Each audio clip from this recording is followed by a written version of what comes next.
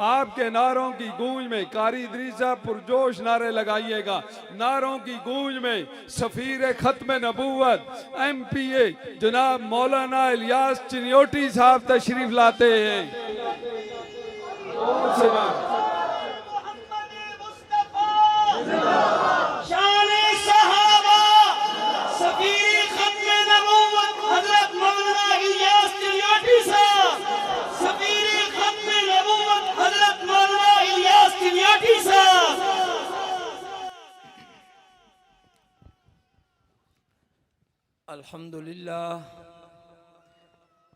अल्हम्दुलिल्लाह वहदा वस्सलातु वस्सलामु अला मन ला नबिय्य बअदा।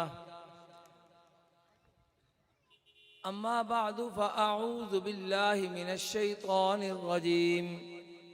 बिस्मिल्लाहिर रहमानिर रहीम। वमा अर्सलनाका इल्ला रहमतल लिल आलमीन। वक़ाल रसूलुल्लाहि सल्लल्लाहु अलैहि वसल्लम फ़ुद्दिलतु अला साइरिल अंबियाइ बिसित्तिन उअतीतु जवामिअल कलिम व नुसिरतु बिर्रुअबि मसीरत शहरिन व उहुल्लियत लियल गनाइम व जुइलत लियल अर्दु मस्जिदन व तहूरा व उर्सिलतु इलल खल्क़ि काफ़्फ़तन बशीरन व नज़ीरा व खुतिम बियन नबिय्यून औ कमा क़ाल अलैहिस्सलातु वस्सलाम। सदक़ल्लाहुल अज़ीम व सदक़ रसूलुहुन नबियुल करीम व नहनु अला ज़ालिका लमिनश शाहिदीन वश्शाकिरीन वल्हम्दुलिल्लाहि रब्बिल आलमीन। या रब्बि सल्लि व सल्लिम दाइमन अबदन अला हबीबिका खैरिल खल्क़ि कुल्लिहिम। एक मरतबा दुरूद शरीफ पढ़। अल्लाहुम्मा सल्लि अला सय्यिदिना व मौलाना मुहम्मद व अला आलि सय्यिदिना व मौलाना मुहम्मदिन व बारिक व सल्लिम व सल्लि अलैहि। सालाना कॉन्फ्रेंस पिंडी घेब के मुंतज़िम आला हज़रत मौलाना ज़ियाउर रहमान साहब, उनकी सारी टीम हमारे लिए काबिल सद इफ्तिखार हज़रत मौलाना हाफिज़ हम्दुल्लाह साहब दामत बरकातुहुल आलिया और उनके साथ तशरीफ़ लाए हुए उलमाए किराम, सहाफ़ी हज़रात और पिंडी घेब ज़िला अटक के गयूर मुसलमानों, ख़त्म नबूवत के परवानों, मस्तानों, सब की खिदमत में अस्सलाम वालेकुम। वालेकुम अस्सलाम। पहली मर्तबा यहाँ हाज़री हुई, लेकिन ये इलाका ऐसा है कि इसके साथ बड़ी सारी यादें वाबस्ता हैं। मेरा ख्याल है कि हज़रो वो भी इसी ज़िला अटक में है, इसी की तहसील है। शेखुल कुरान हज़रत मौलाना ग़ुलामुल्लाह खान रहमतुल्लाह ताला अलैह, उन का आबाई वतन भी यही ज़िला है। मेरे पास चूँकि ये आज की कॉन्फ्रेंस जमीयत इशाअत व तौहीद व सुन्ना की ज़ेर सरपरस्ती हो रही है, तो मेरे सीने में एक कोई 44-43 साल पुराना एक अमानत है। वो मैं चाहता हूँ कि आज वो यहाँ अमानत जो है वो मैं अदा कर दूँ। पहले नंबर पर हज़रत मौलाना ग़ुलामुल्लाह खान रहमतुल्लाह ताला अलैह, यकीनी बात है मेरे वालिद माजिद हज़रत मौलाना मंसूर अहमद चिन्योटी रहमतुल्लाह ताला अलैह को उन पर फ़ख्र था, और शेखुल कुरान हज़रत मौलाना ग़ुलामुल्लाह खान सब कह दो रहमतुल्लाह ताला अलैह, उन्हें मेरे वालिद साहब पर भी बड़ा फ़ख्र था। बड़े बड़े मार के ख़त्म नबूवत के हवाले से और मुनकरीन ख़त्म नबूवत के साथ मुनाजरे मुबासे करने में बड़े सारे मार के इकट्ठे गुजरे। सन 78 में मैं उस वक्त बिनोई टाउन कराची पढ़ता था, तो हजरत मौलाना गुलामुल्लाह खान रहमतुल्लाह ताला अलैह अरब इमारात तशरीफ़ ले गए और वहीं दौरान तकरीर मस्जिद कुसैस, मैं भी वहाँ पर गया हूँ, डेरा दुबई में, वहीं दौरान तकरीर हार्ट अटैक हुआ, हजरत को अस्पताल ले जाया गया, वफात हो गई। उसके बाद जो जुम्मा था, तो मैंने बताया कराची पढ़ता था, तो मेरे रिश्तेदार चचाजाद भाई रहते थे वहाँ इकबाल मार्केट, सोल्जर बाजार कराची।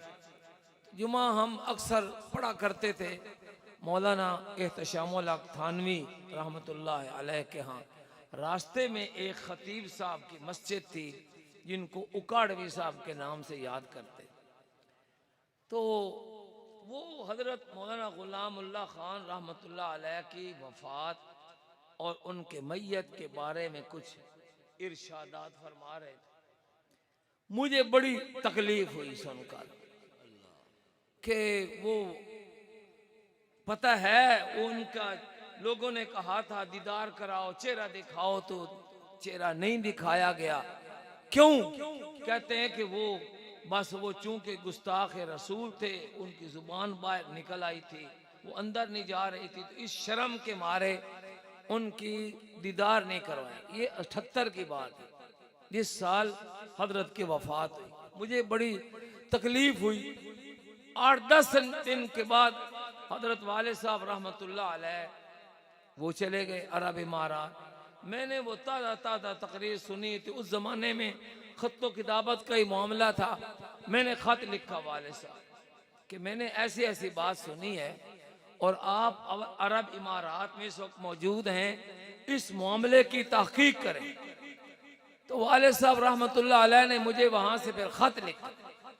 उन्होंने फरमाया कि जिस मस्जिद में आपको हार्ट अटैक हुआ, मैं उसके नमाजी, उस कॉन्फ्रेंस के मुंतज़मीन उनसे मिला और फिर उनके साथ मिलकर वो अस्पताल, जिस अस्पताल में आपका इलाज मुआलजा हुआ, उनके डॉक्टरों से मिला। तो वो वाले साहब फरमाते हैं वो गालिबन मिस्र के डॉक्टर थे। उन्होंने हल्फन बयान किया कि हजरत को जो हार्ट अटैक हुआ, बड़े शदीद किस्म का वो दिल का दौरा पड़ा, जो जिससे आप जान भर नहीं हो सके। लेकिन कहते हैं कि आपकी वफात के बाद उनका चेहरा अनवर इतना मुनव्वर और स्वर्ग था कि हमने आज तक किसी मरीज की, किसी मरने वाले की ऐसी जबरदस्त शक्ल नहीं देखी। नारे तकबीर। शेखुल कुरान मौलाना गुलामुल्लाह खान, शेखुल कुरान मौलाना गुलामुल्लाह खान। तो मेरे दिल को तसल्ली हुई। फिर उस खत के नीचे वाले साहब रहमतुल्लाह अलैह ने लिखा कि हजरत के जनाजे में मैं खुद मौजूद था उस जमाने में जब जनाजा हुआ, और चूंकि मैदान भी बहुत बड़ा था, हजरत के मद्दा और उनके मुहिब्बीन वो हजारों लाखों की कोई तादाद थी। वाले साहब खुद फरमाते हैं कि मैं अगली सफ में था, सफ़ें बनवाने की बड़ी कोशिश की, लेकिन वो हुजूम इतना था कि हुजूम वो संभाला नहीं जा सकता था। इस वजह से आपका चेहरा जो है ना दिखाया जा सका, वरना इस किस्म के इल्ज़ाम लगाने की कोई गुंजाइश नहीं थी। मगर जो हासिद होते हैं उनके लिए तो यही है, कफ़ा बिल हासिदी अन यमूत फी हसदिही, कि हासिद के लिए यही बात काफ़ी है कि वो हसद की आग में जल जल के मर जाए। बहरहाल हजरत मौलाना गुलामुल्लाह खान रहमतुल्लाह ताला अलैह ने एक ज़माने तक और यहाँ आकर आज के आस पास के इलाके में आपकी वो तबलीग, आपका दर्स कुरान और दौरा तफसीर, उसके असरात यहाँ पर अल्हम्दुलिल्लाह नजर आ रहे हैं। हजरात मोहतरम, आप बड़े खुश नसीब हैं कि आप इस सिलसिले को लेकर चल रहे हैं। ये कॉन्फ्रेंस है। अभी मुझे एक दावतनामा आया सियालकोट से, वो इस साल जो है वो कॉन्फ्रेंस 110 सालवी है, यानी उस कॉन्फ्रेंस को जारी हुए 110 साल हो गए। वो अंजुमन इस्लामिया थी कोई वहां की सियालकोट की। ये इस किस्म के सालाना या माहाना ऐसे प्रोग्राम मुनअक़िद करके एक ही वक्त में मुख्तलिफ उलमाए किराम को तकलीफ देकर इकट्ठा किया जाता है। मुख्तलिफ मौज़ूआत पर बात होती है। मुझे तो हिदायत की गई कि ख़त्म नबूवत के हवाले से ही बात करनी है। रबीउल अव्वल का महीना है, रबीउल अव्वल में भी बात की जाए तो वो भी ख़त्म नबूवत की बात है। यकीनन हजरत का हुक्म था। मैंने भी अपनी ज़िंदगी में इतना लंबा सफ़र इकट्ठा को 850 किलोमीटर एक दिन में पहली मरतबा ही की है। वो सादकाबाद से सुबह 5:30 बजे निकले और 2 बजे यहाँ पहुँचे। हालात बड़े मुश्किल थे। इनकी दुआएं, आपकी तवज्जुहात ही थी कि मैं यहाँ पर पहुँच गया। रबीउल अव्वल के हवाले से गुजारिश करूँगा। मैं रात सादकाबाद भी था तो गुजारिश ये की है वहाँ पर भी कि ईद मिलादुन नबी के जलसे मनाए जाते हैं, वो भी मनाए जाएं, लेकिन असल काम है आपकी सीरत को अपनाना।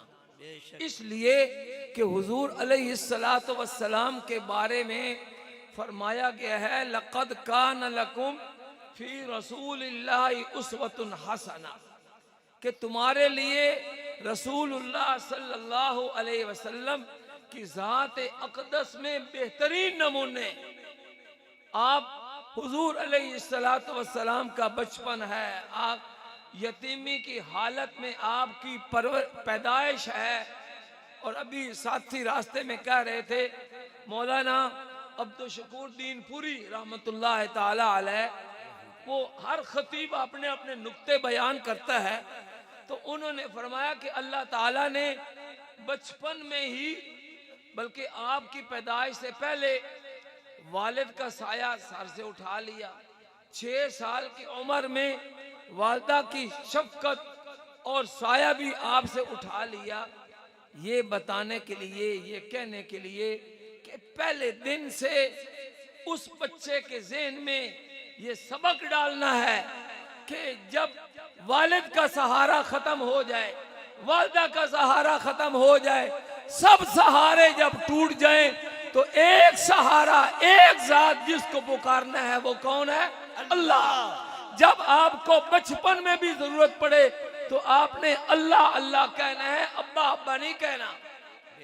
ये सबक दिया गया है। आज दुनिया कहां से कहां निकल गई। ये सीरत के जल से ये अपनाने के हैं कि हुजूर अलैहिस्सलातु वस्सलाम ने किस तरीके से दीन इस्लाम हम तक पहुंचाया।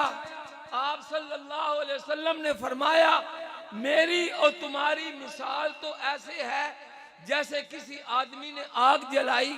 जब आग जल जाती है तो कीड़े पतंगे वो जबरदस्ती उस आग में छलांगे लगाते हैं और जाते हैं।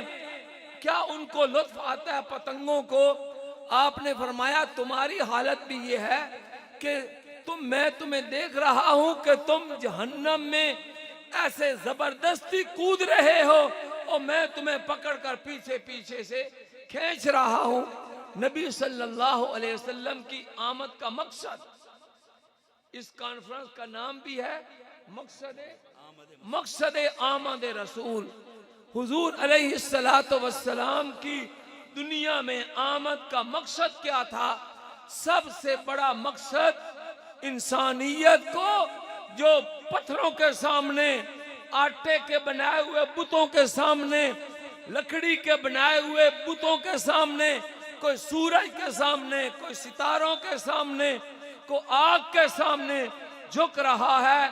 आप सल्लल्लाहु अलैहि वसल्लम की आमद का मकसद ये था कि उन सब का रिश्ता उन माबूदान बातिला से काट कर एक अल्लाह वहदहू ला शरीक के साथ जोड़ दिया जाए। बेशक बेशक। और आपकी वो तबलीगी जिंदगी मुख्तसर 23 साल की जिंदगी, आज कुफार मुअर्रिखीन जब दुनिया के नामवर लोगों को एक फहरिस्त में जमा करते हैं तो वो मजबूर हो जाते हैं दुनिया का अव्वल तरीन और पहला तरीन इंसान वो आकाए नामदार हजरत मोहम्मद मुस्तफ़ा सल्लल्लाहु अलैहि वसल्लम को करार देते हैं। वो न कहें करार दें ना करार दें। जब हमारे बुजुर्गों ने पहले कह दिया बाद अद खुदा बुजुर्ग, तो ये किस्सा मुख्तसर। बेशक बेशक। अल्लाह ताला के बाद हुजूर अलैहिस्सलातु वस्सलाम सबसे आला, सबसे बाला, सबसे बरतर है। वो नबी जिनके बारे में खुद अल्लाह रब्बुल इज्जत फरमाते हैं वमा अरसलनाका इल्ला रहमतल लिल आलमीन, कि ऐ मोहम्मद सल्लल्लाहु अलैहि वसल्लम नहीं भेजा हमने आपको मगर तमाम जहानों के लिए रहमत बनाकर। भाई जब आप रहमत बनकर आए हैं तो हम आपके उम्मती हैं, हमें भी अपने अंदर वो औसाफ पैदा करने चाहिए। हम ये सीरत के जलसे तो मनाएं, लेकिन देखें कि हुजूर अलैहिस्सलातु वस्सलाम ने क्या हुक्म दिया है, क्या उम्मत को किस रास्ते पर लगाए हैं। आज हुक्म आ गया कि बगैर किसी मंजूरी के वो महफिल मिलाद मुनक़िद की जाएं और सरकारी अखराजात पर सारे के सारे सरकारी इमारतें उनको पर चरागां किया जा रहा है। करोड़ों अरबों रुपए इसका बिल बनेगा, ये कहाँ से आएगा? ये जो सर डीसी के दफ्तर पर, बीपीओ के दफ्तर पर, अस्पतालों पर ये लाइटिंग जो होगी कहाँ से आएगी? वो मेरे और आपकी मेहनत मजदूरी से जो इनकम टैक्स हासिल किया जाता है उससे ये सारी कमाई हुई दौलत वो इस काम पर लगाई जाती है, लगाई जा रही है। काश के वजीर आजम साहब ये हिदायत करते कि भाई ये रहमतुल लिल आलमीन का अशरा है, अपने मुंह पर आप सल्लल्लाहु अलैहि वसल्लम ही नहीं बल्कि तमाम अंबिया की मुश्तरका सुन्नत जो है उसको सजा लो। लेकिन क्या कहा जाए, हजरत मुफ्ती महमूद साहब रहमतुल्लाह ताला अलैह फरमाया करते थे कि जो बंदा अपने 5, 5.5, 6 फुट के कद के ऊपर इस्लाम नाफिज नहीं करता, उसने इतनी बड़ी ममलिकत में इस्लाम को कैसे नाफिज करना है। आज जरूरत थी कि आप अपनी कौम को हिदायत करते कि झूठ ना बोलो, खयानत ना करो और गद्दारी ना करो, डाका जनी ना करो। वो अपनी जगह पर चल रहा है और सिर्फ बत्तियां लगाकर वो सीरत वो हो गई और ये हफ्ता जो है मना लिया गया। हुजूर अलैहिस्सलातु वस्सलाम की जिंदगी वो सारी की सारी अमल से इबारत है, अमल से इबारत है। मैंने जो हदीस पाक पढ़ी एक इस आयत की तरफ से, तो मैं ये इशारा करना चाहता हूँ कि जब आप सल्लल्लाहु अलैहि वसल्लम को तमाम जहानों के लिए रहमत बनाकर भेज दिया गया और आप सारी इंसानियत के लिए रसूल बनकर आ गए, तो फिर बताओ उसके बाद किसी काने दज्जाल की जरूरत थी नबी बनाने? नहीं। जब हुजूर अलैहिस्सलातु वस्सलाम पहलों के और बाद के इल्म लेकर आए और आपको इमामुल अंबिया, खातिमुल अंबिया का लक़ब दिया गया, आपको रहमतुल लिल आलमीन करार दिया गया, फिर उसके बाद किसी काने दज्जाल की जरूरत हरगिज नहीं थी। हुजूर अलैहिस्सलातु वस्सलाम ने 6 सिफात अपनी ऐसी बयान फरमाई हैं, खुसूसियात के जो आपके अंदर ही मौजूद हैं और आपके अलावा किसी और नबी में वो सिफात नहीं है, खुसूसियात। आपने फरमाया कि अल्लाह ताला ने मुझे बाकी तमाम अंबिया पर 6 चीजों में फजीलत अता फरमाई है। पहली चीज आपने फरमाया कि अल्लाह ताला ने मुझे जवामिउल कलिम की सिफत अता फरमाई कि बात मुख्तसर, मतलब बहुत लंबा, बहुत ज्यादा फैला हुआ। रात भी मैंने मिसाल 5-7 का बाद में दी। एक सहाबी आए आपके पास, वो कहते हैं या रसूल अल्लाह सल्लल्लाहु अलैहि वसल्लम इज़नी व औजिज़नी, ऐ अल्लाह के रसूल मुझे नसीहत फरमाएं, लेकिन नसीहत बड़ी मुख्तसर हो ताकि याद रह जाए। तो हुजूर अलैहिस्सलातु वस्सलाम ने जो वाज फरमाया सिर्फ एक जुमला है, वो क्या है? आपने फरमाया ला तकज़िब, झूठ ना बोलो। वो सहाबी कहते हैं मैंने आपसे अहद कर लिया कि मैं झूठ नहीं बोलूंगा। आज आप सल्लल्लाहु अलैहि वसल्लम फरमाए अस्सिद्क़ु युंजी वल कज़िबु युहलिक, के सच्चाई इंसान को कामयाब करती है, निजात देती है, और झूठ इंसान को हलाक कर देता है। हमारे यहाँ झूठ का दूसरा नाम यू टर्न रख दिया गया। और जो सुबह शाम कौम के साथ मुख्तलिफ किस्म के वादे हैं, कौम को सिखाओ कि झूठ मत बोलो। वो साहबी कहते हैं मैंने रसूलुल्लाह सल्लल्लाहु अलैहि वसल्लम से जो वादा किया वो वादा मैंने निभाया। इस एक वादे की वजह से अल्लाह पाक ने मुझे बड़े बड़े गुनाहों से बचा लिया। सुभान अल्लाह। ये आप सल्लल्लाहु अलैहि वसल्लम के वो जवामिउल कलिम की मिसाल है। फरमाया व नुसिरतु बिर्रुबि मसीरत शहरिन, के मुझे अल्लाह पाक ने मेरी मदद की है रोब के साथ 1 महीने की मसाफत पर।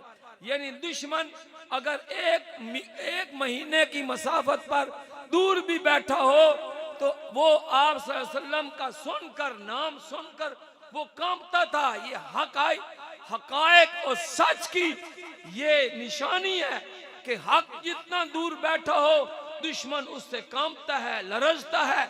आज तालिबान, अल्लाह पाक उनको पूरी उम्मत की तरफ से जज़ाए खैर अता फरमाए। 46 मुल्क वो इकट्ठे थे, लेकिन वो हक का अलम बुलंद करके खड़े थे। सबको उन 46 मुल्कों की फौजों को दुम दबाकर भागना पड़ा। ये हक है, अल हक बुलंद होता है, हक कभी सरनगू नहीं होता। तो आप सल्लल्लाहु अलैहि वसल्लम ने फरमाया कि दूसरी मेरी खुसूसियत ये है कि अल्लाह पाक ने मुझे रोब अता फरमाया है, और फरमाया कि अल्लाह पाक ने मेरे लिए, इस उम्मत के लिए 2 इनामात और किए। वो ये कि फरमाया कि इस जमीन को मेरे लिए मस्जिद और वुजू पाकी हासिल करने की चीज करार दे दी। पहले जमाने में नमाज अगर पढ़नी होती, पहली उम्मतें उनको लाजिम था कि वो मस्जिद के अंदर ही नमाज पढ़े, और पाकी हासिल करने के लिए पानी जरूरी होता था। लेकिन आप सल्लल्लाहु अलैहि वसल्लम के साथ खुसूसी इनाम ये हुआ कि इजाजत दे दी गई। पानी नहीं मिलता, पानी के इस्तेमाल से तकलीफ होती है, तो आप तयम्मुम कर लें, और जहाँ कहीं वक्त हो, अजान हुई, वक्त दाखिल हुआ, फौरन नमाज पढ़ लो। इतनी आसानी। इसके बावजूद सीरत के नाम पर भंगड़े तो डाले जाएं। आज हमने वीडियो देखी है, बाजारों में भंगड़े डाले जा रहे हैं, लेकिन नमाज का वक्त आएगा वो बहाना बना के नमाज नहीं पढ़ेंगे। सीरत है, सीरत को अपनाओ। और आप सल्लल्लाहु अलैहि वसल्लम ने फरमाया मेरी एक खुसूसियत ये है कि अल्लाह पाक ने मेरे लिए माल गनीमत हलाल कर दिया। 5वीं चीज आपने फरमाया व उर्सिलतु इलल खल्क़ि काफ़तम बशीरम व नज़ीरा, कि मैं तमाम मखलूक की तरफ बशीर और नज़ीर बनाकर भेजा गया हूँ। इसका मतलब ये है कि अब आपके बाद किसी और नबी की, रसूल की जरूरत नहीं है, वरना अगर आपके बाद भी किसी और बशीर और नज़ीर ने आना होता तो फिर आप सल्लल्लाहु अलैहि वसल्लम की ये खुसूसियत बाकी नहीं रहती। हमारे वालिद माजिद मौलाना मंजूर अहमद चिन्योटी रहमतुल्लाह अलैह फरमाया करते थे जहां आप सल्लल्लाहु अलैहि वसल्लम ने अपनी ये खुसूसियात बयान फरमाई, ये 5वें नंबर की चीज, ये आपके खत्म नबूवत की दलील है। और आखिरी चीज तो क्या फरमाया, बिल्कुल मोहर लगा दी, फरमाया व खुतिमा बियन नबियून, के मेरे ऊपर नबियों के सिलसिले को खत्म कर दिया गया। हजरात मोहतरम, खत्म नबूवत की जमातें जो 1.5 सदी से सदाएं लगा रही हैं, उसका मतलब यही है कि आमना के लाल हजरत मोहम्मद मुस्तफ़ा सल्लल्लाहु अलैहि वसल्लम अल्लाह ताला के सच्चे और आखिरी नबी हैं। आपके बाद हर किस्म की नबूवत का दरवाजा बंद है। अब ना कोई जिल्ली नबी आएगा, ना बरूजी आएगा, ना शरीयत वाला आएगा, ना गैर शरीयत वाला आएगा, कोई नबी नहीं आएगा। ये भी हुजूर अलैहिस्सलातो वस्सलाम की खत्मे नबूवत की दलील है। ये सीरत के जल से हमें ये दर्स देते हैं कि हुजूर अलैहिस्सलातो वस्सलाम की जितनी सिफात है, आपका जितना किरदार है, उसका बार बार मुताला किया जाए और नियत की जाए कि हमने इस पर अमल करना है। अल्लाह ताला हम सबको सीरत तय्यबा पर अमल करने की तौफीक अता फरमाए। व आखिरु दावाना अनिल हम्दुलिल्लाहि रब्बिल आलमीन।